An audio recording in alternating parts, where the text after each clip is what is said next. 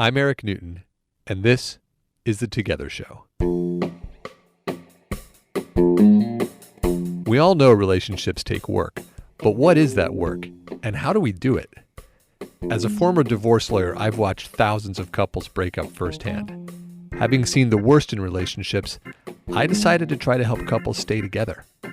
So on this show, we talk to real couples and find out what love really looks like. I think for us, the reason it hasn't been a red flag of any kind is because I regard anger with such a healthy respect. And I trust that it needs to come out. And as long as I'm not in danger, I'm gonna stand there with it.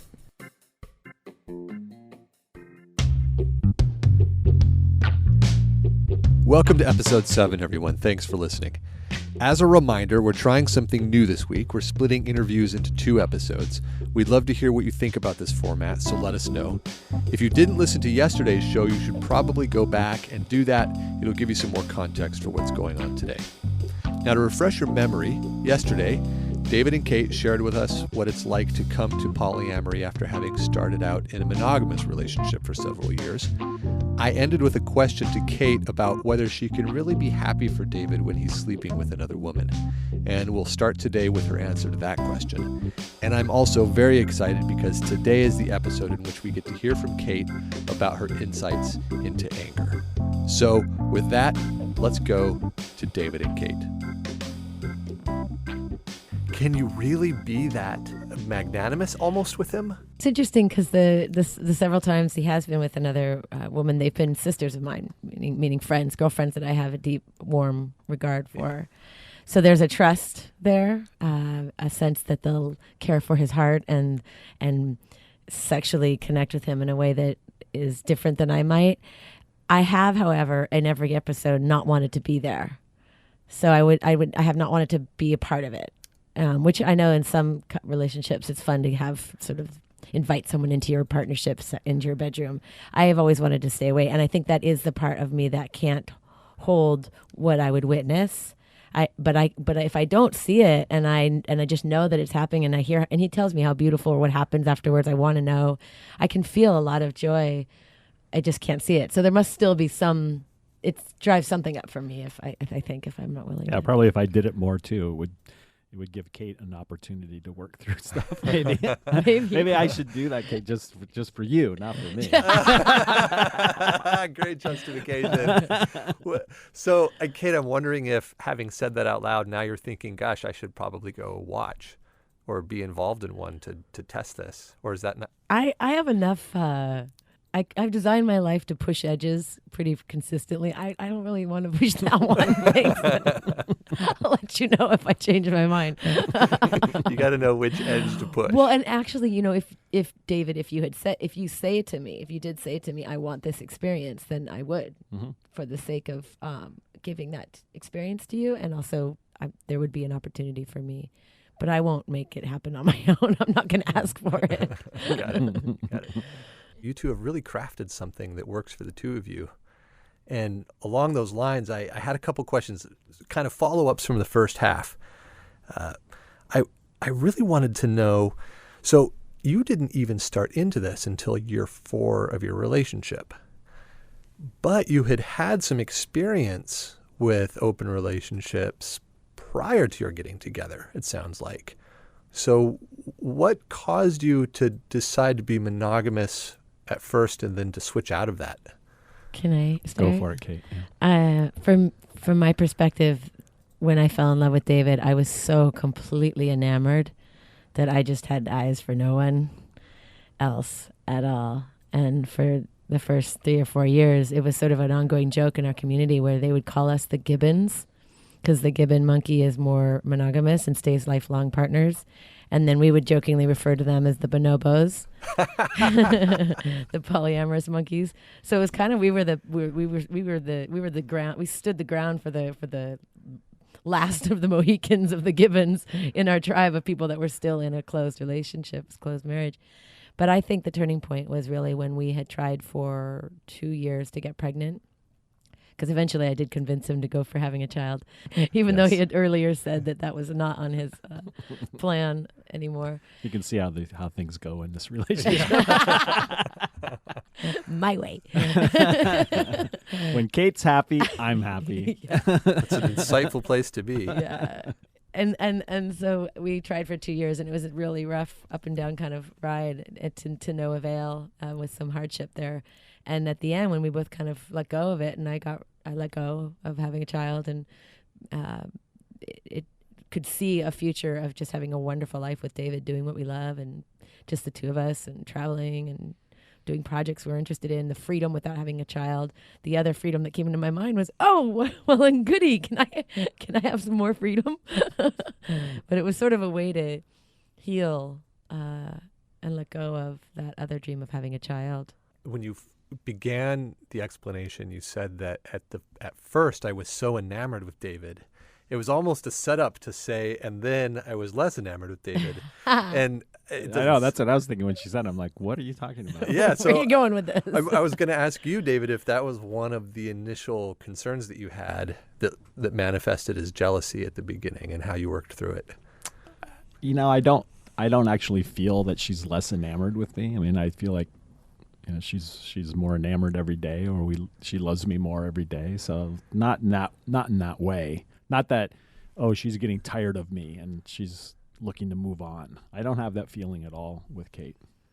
So it isn't that. Yeah, and when I say enamored, it was definitely, I was enamored with a vision of relationship where we would get married, be together, have a kid or two, and be that nuclear stereotypical family. I had that vision. I always wanted that. I never thought I'd end up in a marriage that was no child and open. That completely surprises me sometimes when I think about where I started. Was there a way in which the fantasy that you held about what the relationship was supposed to be was unhealthy, and then letting go of the fantasy allowed something to blossom? Very much so. Yeah. I mean, being an artist to me feels like a very selfish profession, because it doesn't really generate a lot of income for a long time, if ever. And it's from a lot of time alone to get into the state for art to occur. And I wouldn't have that with children. So I don't know that I'd ever let myself become the artist that I'd become if I was a mother. And what about the relationship itself? It's become something new. Yeah, I don't know that I would want an open marriage if I was a mother. Yeah. The pain that arises in that gap between what's so and what we think is supposed to be so. There is what is, and then there's what should be, and it's in that should where, as far as I can tell, all of my suffering resides. And you have a relationship that is what it is. Sounds quite lovely. But you also had this strong fantasy of what it was supposed to be with the nuclear family. And I can imagine in the transition out of the fantasy and into the reality, there could have been a lot of breaking up, and it could have broken up the relationship. But it sounds like it just broke up old ways of being that weren't serving you anymore. And that's what I'm trying to understand. Beautifully put.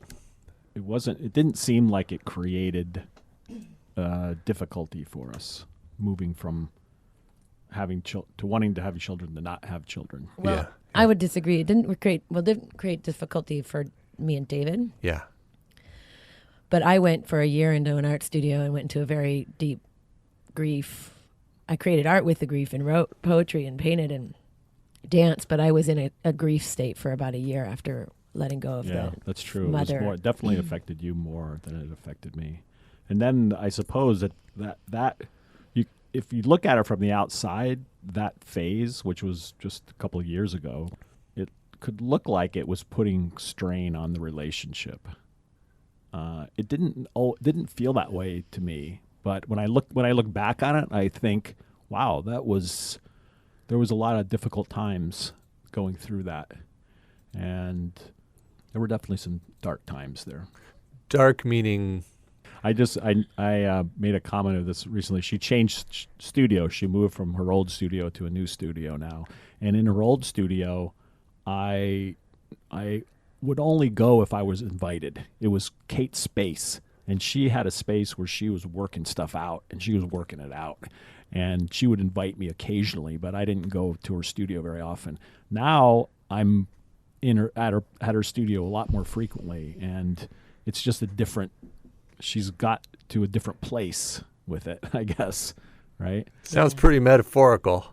Yeah. She invited you into her space in a way that she never did before. Yeah. Yeah. Am I making too much out of it? No, that's pretty accurate. No, I mean, I had to kind of cut David out during that grieving period because if I didn't, I would blame him.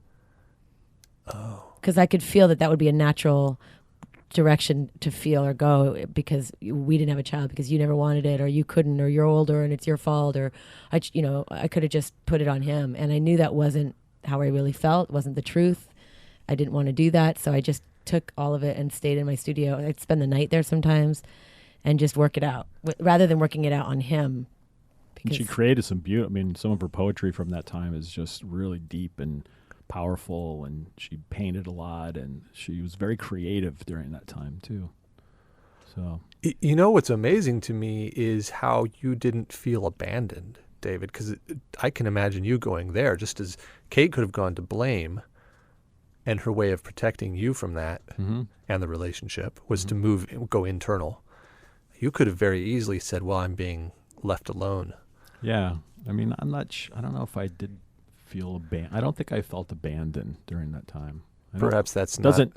Yeah, it doesn't occur to me that I did. You were very generous. I felt that I really felt she was working stuff out. Yeah. And then I would come home often and we would have lots of fun. And then as soon as the dark cloud would come over, I would leave and go to my studio. Right. But then I'd come home in these shiny, bright moods, ready to party or play or have sex or talk or whatever. Yeah. And then I would disappear when it would come over again and go back into my studio. Sounds so healthy. It was, thank you. I feel very proud of how I dealt with that. And now I feel like I've come out of the dark and back into the light. Oh. Well, this makes me all want to know what your unhealthy dynamics look like. Well, we did talk a little about mine, so I do want to share candidly about David's. It no longer. You're so generous. Thank you. I thought we'd keep things nice and well. When my wildness and drinking and kind of being out late and being irresponsible and dangerous even. There was a time at the beginning of the marriage when David's anger would be really, really scary sometimes, which would be, throwing things or moving or tossing furniture or just a very, very kind of stereotypical angry man experience. Now, technically, tossing furniture is domestic violence. Yeah. I didn't toss furniture. I just tipped it over. So by the letter of the law, you could have gone and lawyered up and gotten a restraining order because you tossed furniture, but it doesn't sound like it ever occurred as a threat to you somehow. No. I love anger. Tell us more about that. I just think it's a healthy expression. I mean, even if it was times it felt a little scary, I knew I was safe. What was the fear? To feel that much anger coming out of a strong man. I mean, it's a lot to be around a man that's very strong. He's very strong and tall and can roar and is kind of beastly, which I love about him. So it's kind of sexy in a way watching him roar and and tip furniture over. But it also, to me, I remember I would go into these estates where I would just calm myself and I would just sit there and just breathe and stay in the room as much as I could and let him do it. Because I think one thing that men I love to give to men, and I've had the opportunity to do with other men, is for them to feel their rage, which is often directed at women. There's enough injustice women have towards men as men have towards women, I think. Maybe not as much, but quite a bit. And to let them rage and to be able to stay there. Because the most scary thing often is that abandonment, which what you said, I'll leave if he gets too angry. He can't get too angry or I'll leave. And I wanted you to know that you could feel that anger and I'm not leaving.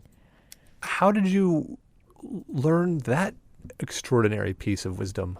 I think that came from watching the World Trade Centers fall from 5 blocks away. Oh, say more. Yeah, just standing there for 2 hours watching the whole thing from 5 blocks away. And there was this sense of, I can't not watch. So I'm going to have to just watch and breathe and let this move through me and just stare at it because I couldn't leave. And in that experience, I had I had the capacity to hold a tremendous amount of pain. Hold it. As in just stand there and be with it. Just feel it. Just watch it. It always surprises me when when I bring some emotion, she's able to just be with it. She doesn't react. She doesn't react back. Like sometimes I will react back to her sometimes if she brings anger or other emotion, but somehow I don't know how you do that. That's a good point. I'm in awe of it. This is the great challenge in my relationship. I have so much difficulty being with anger. And Aubrey's way of dealing with challenges is to get angry. And there's no threat. When I dissect it, when I really look closely, there's no threat. I'm not in any danger. Nobody is in any danger. I just clam up and can't be with it. I either withdraw or I get reactive. And very few moments I've actually been able to just be with it, and it passes. And there's a realization that it was noise and that it doesn't mean anything about me or us or her. It just was an expression that passed. But those are definitely the rarest possible moments. So I really would love to learn how you do it. Or is there something that you can say to me or other people who care? Yeah, I think that the capacity with which I can be with my own anger, and I have a tremendous amount of anger. I think everyone does, actually.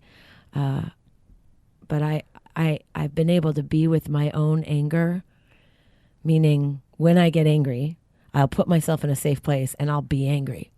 If that means I have to scream, drive in a car and scream really loud and drive fast, or be in a room and punch something. I've punched walls that are padded. I've punched punching bags. I've put myself in places where I've just let myself get really angry and been able to feel my own anger. I think the resistance to others' anger is our own resistance to our own ability to feel our own anger. Mine definitely feels dangerous. Yeah, and most anger is. So it's why I said putting ourselves in places where we can feel all that anger in a safe environment. Perhaps a room with padded walls would be a good exercise. So now it sounds like you're able to, I'm making this up, but I'm guessing there must be a moment where you have to contain it so that you can safely walk to the place where it's safe to uncontain it. Right, that's a good point. And that's a trick too. Yeah. Rather than becoming reactive and your anger comes out, you somehow, what do you do? Well, drive really fast to the place. So, Kate, don't drive so fast. So there's two skill sets at play here that I can see, maybe more. One is how to not be reactive to the other person's anger, how to just hold it. Yeah. That's an amazing one. And the second one is when your anger is flaring, how to healthily contain it so it's not burying it. Yeah. And then compartmentalize it until you can safely express it. Yes. And for me, what I do, I'd love to hear what your answer is. I drive fast to the place where I go and dance and put my headphones on and just dance under the sky really hard for 2 hours until I'm dripping. Yeah. And then when I'm not doing that, if I feel angry, I'll have a cigarette. So that's where I'm not so healthy with this whole thing. Yeah, I'm usually will express it in the moment. I mean, I don't yell at her. That's why I tip furniture over. I'm not going to go, in her face, rah rah rah. Yeah. And so, which is what I want to do. Yeah. So instead of doing that, I'll tip furniture over, or I'll hit something. Right.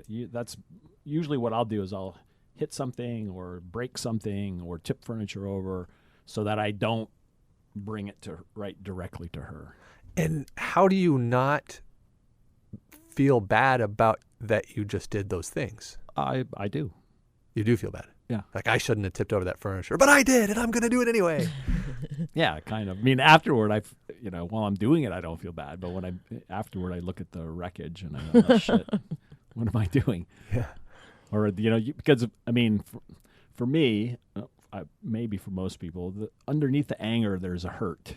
Yeah. So once I get the anger out of the way, then I can feel the hurt, and then I kind of feel sad all the way around. Yeah.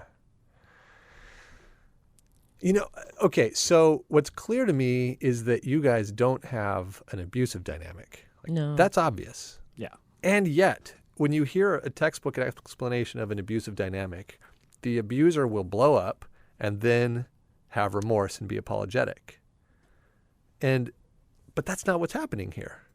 But it's similar. So why isn't what you're doing abusive? I think because he doesn't tip furniture anymore or punch things. I haven't in a while. Well, I got him into martial arts, so that helped. Yeah, that does help actually. I get it. They get it out there. I think for us, the reason it hasn't been a danger, red flag of any kind or ever anything that would be scary or reportable is because I regard anger with such a healthy respect. Yeah. And I trust that it needs to come out, and as long as I'm not in danger, I'm gonna stand there with it. So your boundary would just be physical danger. Yeah. Because there isn't any intellectual or emotional danger for you somehow. For me, I don't feel frightened by it. Wow, that is so powerful. You guys, such a great combo. I'm really in awe. I want to get back to this question though of how can the rest of us who don't have the natural skill set that you do around containing anger practice that? I'm inclined to encourage the act of looking for courses or opportunities to do exercises where anger is stirred intentionally so that it can be released. Those are edgy courses. They are. I mean, some of them are in very unusual circumstances in India but in the Bay Area there's all sorts of courses, so I'm sure they're out there somewhere. But yeah, where it gets an opportunity to be expressed safely. Yeah, I just think because there was one I did in India actually where they instigated anger, all the different 5 major emotions, and anger was one of them, which most people stay away from because it's so dangerous and scary. Yeah. But they would really promote it and kind of encourage us to feel it. I've done a couple courses actually. Hoffman is another course. We did the Hoffman process where there's exercises to really go right into the anger and actually exacerbate it so that it releases. And then there's situations, a wiffle ball bat and a pillow or a padded wall that you punch with music raging that is really angry music. Just things to get it out because there's so much healing in this. And somehow with a lot of these emotions, for me, if I let myself feel it completely, then it washes through and there's some healing. It's when I suppress it that it festers or something. Not just anger, but other emotions too. That's kind of I've been trying to let myself feel feelings or emotions that would seem overwhelming. That if I feel this, it's somehow going to annihilate me. And let myself feel it and then go, oh, it didn't actually annihilate me. It's just a feeling. It's somehow by doing that, there's a healing or a cleansing, it feels like, that occurs. Yeah.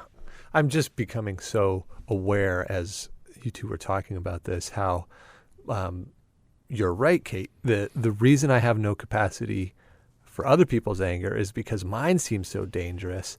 I have this great fear that I'm going to be inappropriate in some way, abusive or monstrous if my anger gets out, even the tiniest bit. Yeah. And I'm keeping it so under wraps that my only option is to withdraw. And then it triggers a dynamic. Yeah. Yeah. And so what I'm seeing for myself out of this is, one, get in touch with my own anger and find a way to express it. And the other one is, I think to just practice when other people's anger manifests, being with it. And so practicing that, how would that look, Kate? What would that look like? I would be neutral, or How does that look? I just relax my butt cheeks, Yeah. relax my jaw, The parts that clench. the parts that clench, Yeah. and breathe, and watch and witness the person, have them completely feel like I am right here, and I am hearing and watching everything you're saying and doing, and I am not going anywhere, and I'm just going to breathe while you go through this. And David, how does she do that leaves you not feeling judged? I mean, it's interesting that she's describing a process, because I experience it, and it doesn't. I don't feel judged at all. It's disarming. It's as though because I can have it, and she's not judging or reacting to it, that it just sort of dissipates then.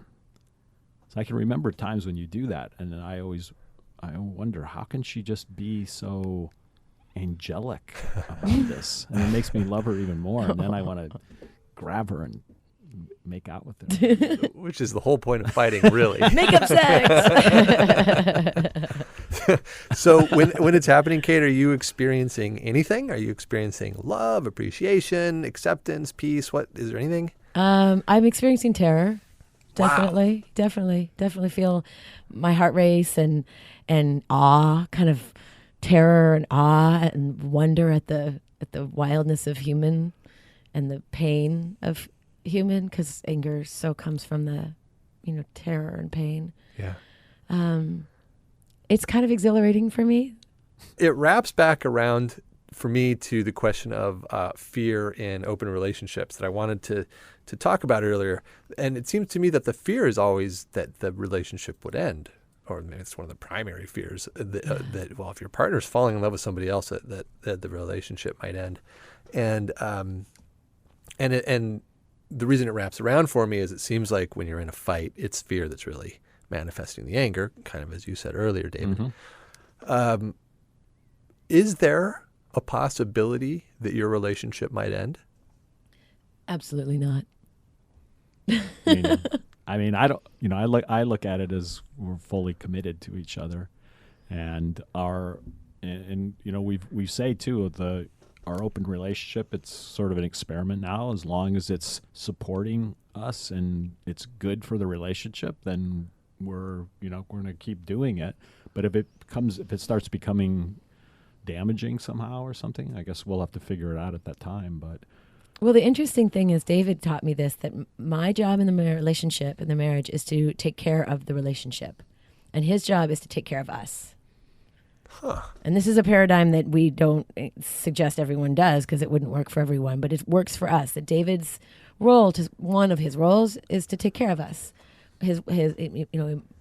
Our financial well-being, our kind of that container that he creates, sense of stability, just kind of make sure that we are healthy and strong and okay and protected and safe in the world.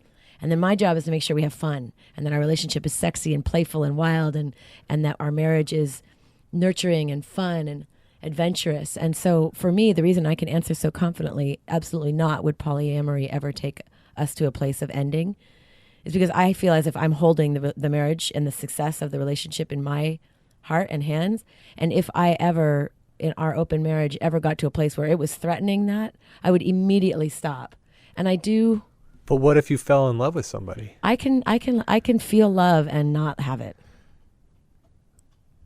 So you would, and if you, okay, that's interesting. What if you fell in love with somebody and then simultaneously fell out of love with Dave? I just wouldn't let that happen. I guess I'm really confident that I wouldn't let that happen. You would never fall out of love with me. I mean, you're so incredible, right? See? I mean, he would just start saying that to me. I mean, it is good because I trust her with the relationship too. So things come up. I mean, we've been talking a lot about the open relationship, but there are other things too, and it's just I trust her with that part of our union. So you would just never let yourself fall out of love with David. Somehow I feel very confident that I can generate love for him till the end, and I'd actually like to hang out with him next lifetime too. That's beautiful. Well, so what are you guys doing right and what are you doing wrong?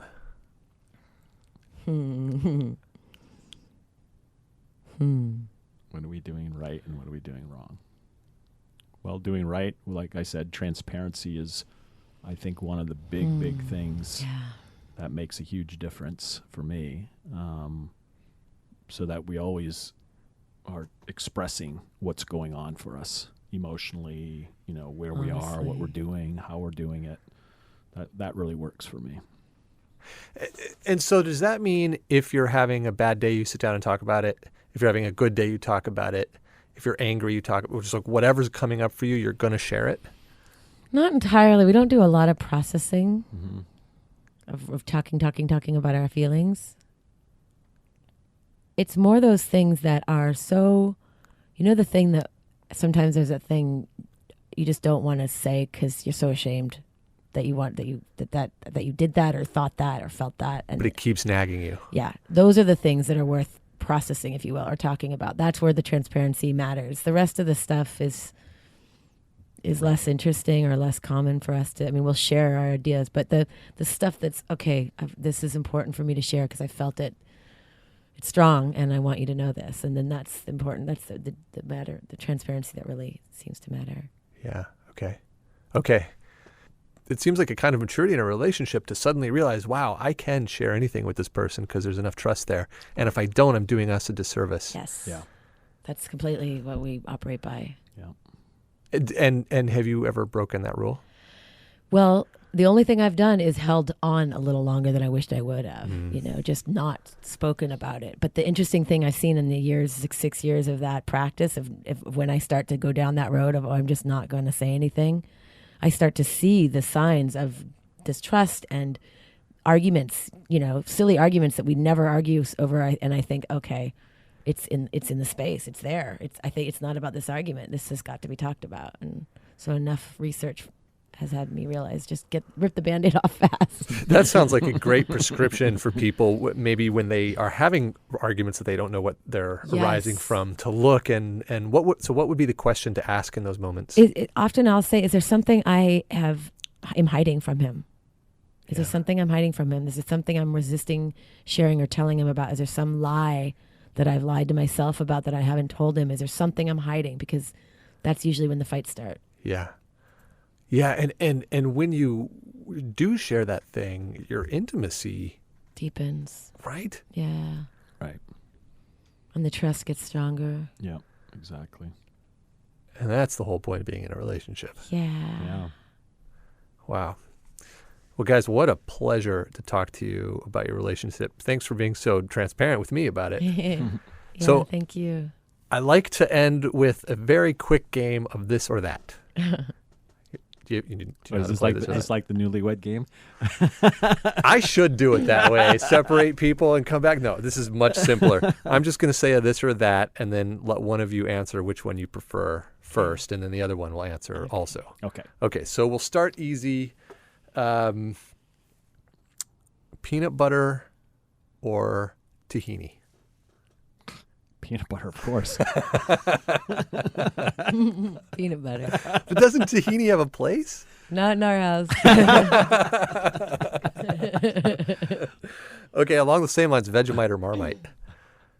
Neither. I didn't know there was a difference between the two.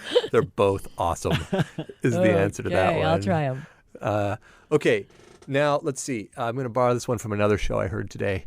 Would you rather have eyeballs on your kneecaps or kneecaps where your eyeballs currently reside?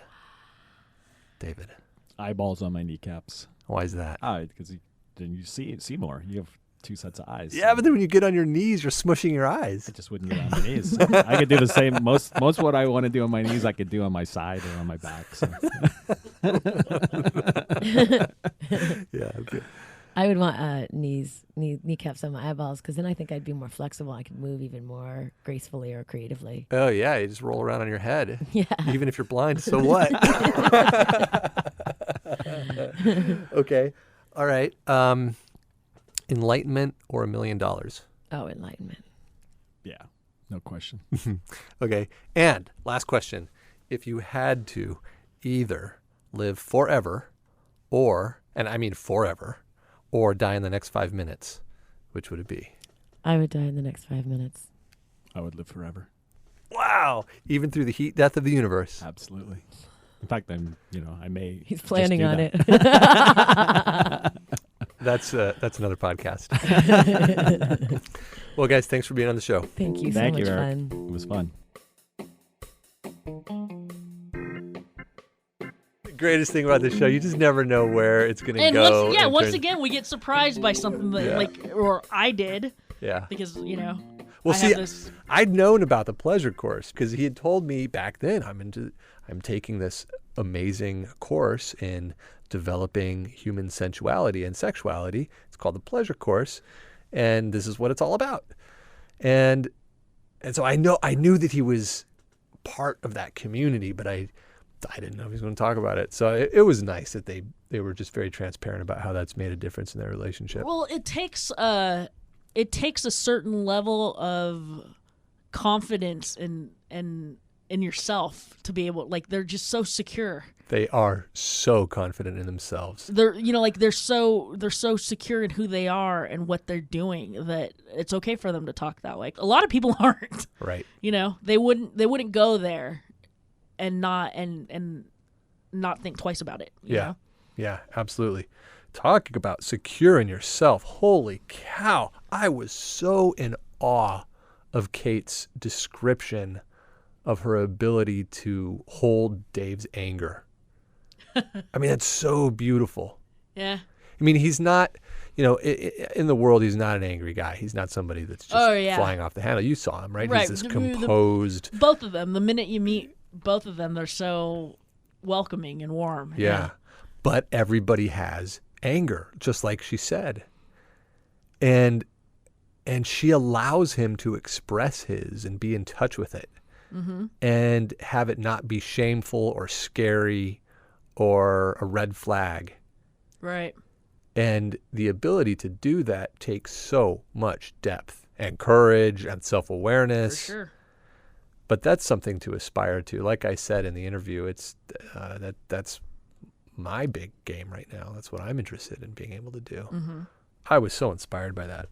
Again, back to the confidence and stuff, again, I mentioned it during the break. I was like, the fact that he says that he wants to have it wasn't bromance or anything like that, but he wanted to have a relationship. Brothers. He said that he wanted to make sure that any of the men that Kate was having romantic relationships with were brothers of his, in a sense. Right. And it made perfect sense to me, but you, at the break, you said, what is that about? I want to know more. And it occurred to me that, that might not make perfect sense to people.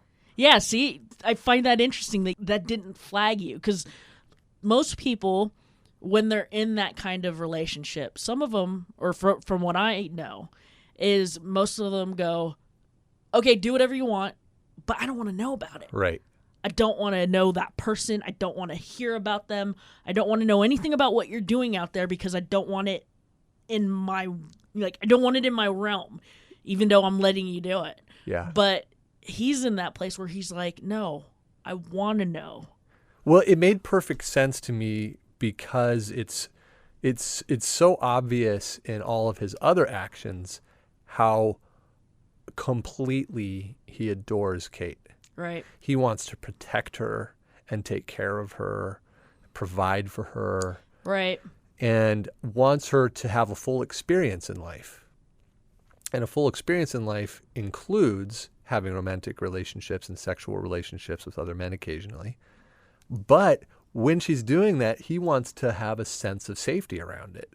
Right. Which for him means, I mean, I'm guessing because we didn't follow up on this, so I don't want to put words in his mouth. But I got the sense that it meant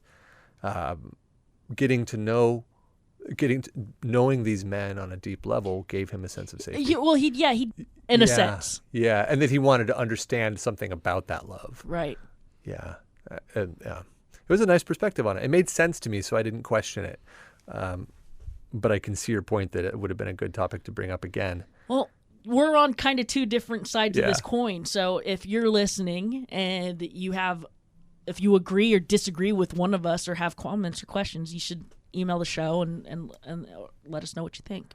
Yeah, absolutely. Good point. I would love to hear comments from anybody out there about what they think of the show.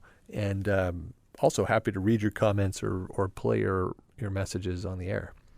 Yeah, they're rare. They are rare. I don't know that I had the maturity to be in an open relationship myself. Yeah. I tried it once. Really? Yeah. I was actually just telling Aubrey about it. I was in an open relationship several years back, a couple years before meeting Aubrey. And I think it was the person I was dating whose idea it was. And I just screwed it up so bad. Because, in order to do it well, you've got to understand yourself enough to be able to communicate clearly within the rules that are set up for your relationship. Every relationship's going to have different rules. Right. And we had particular rules about communicating what you were up to with the other person. Mm-hmm. And I just biffed it. I didn't mean to lie, but I ended up lying to both parties, pissing them all off. It was just, in retrospect, it was hilarious, but at the time, it was such a disaster. Oh, I can imagine. I can imagine being in the middle of that pickle. It was a bit, because it's amplified by the number of people whom your partners are sleeping with too. Because you're not just, you haven't just lied to your partner. You've also lied to the people that they're in relationships with. Right. And you've lied to your other partners and the people they're in relationships. So you've got this exponential increase in responsibility to communicate effectively. And I wasn't malicious, but I was certainly dumb as dirt. And I don't know if I'm any better now. I wouldn't try it. I'm happy being monogamous. Yeah. All right. Well, if you'd like to learn more about Kate, you can find her art and her poetry at her website, which is www.kateniebauer.com. That's KATENIEBAUER.com. Now, if you liked what you heard on today's episode, please subscribe to us on iTunes. It makes a big difference. If you have any questions or comments, or if you'd like to be on the show, please reach out to us via one of our social platforms. Our website is www.together.guide. Our Facebook page is Facebook.com/TogetherShow. Twitter and Instagram are both together_show, or you can email me at host@together.guide. Our producer is Charlene Goto. Our web designer is Courtney Munna. Our art director and the love of my life is Aubrey Pick. I love you, honey. And thanks again to my guests, David and Kate. Your interview transformed my love life, folks. Thanks so much for being on the show. I'll be always grateful. Be sure to tune in for tomorrow's episode, in which you will hear... My mom is my best friend. So the lines between business partner and best friend mom are really blurry. And when we initially started out, we really didn't have any boundaries. So every phone call, every time we hung out was in what capacity are we connecting? That's all for today. See you next time.